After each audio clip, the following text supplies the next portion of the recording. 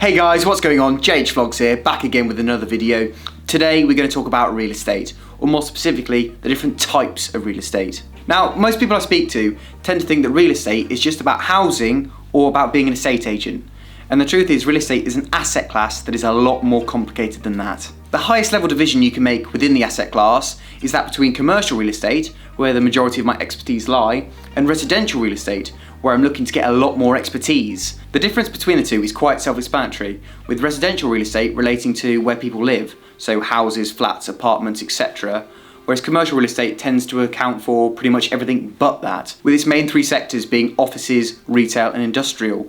Although growingly within the commercial sector, there are alternative paths to investment, such as through green energy and student housing. Interestingly, the latter of which sort of sits as a hybrid between the residential and commercial markets, but that's a conversation for a different day. Why is it important to make this distinction between the two types? Well, particularly in the UK, there are very different laws that will surround your property depending upon whether it's commercial or residential.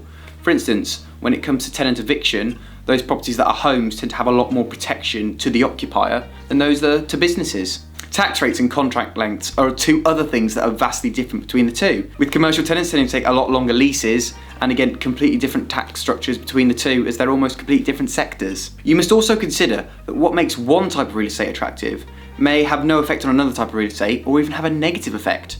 For instance, under the umbrella of commercial, let's have a look at a central city location. Now, for retail, that's amazing. You're right in the centre, you're where everybody is, you've got high footfall, you're willing to pay a lot more rent for that. However, if you're a logistic company that comes under the industrial bracket, that's a nightmare for you. You've got constant congestion, constant traffic, you've probably got difficulty accessing it due to traffic laws, and you've got unnecessarily high rents for the privilege of all this congestion. The two aren't the same, they're driven by completely different factors. Moving over to the residential umbrella, if you think a multi-million-pound apartment block in one part of the city might do staggeringly well and make a developer millions, whereas in another part of the city it might be completely unsellable. Different types of real estate are driven by completely different factors.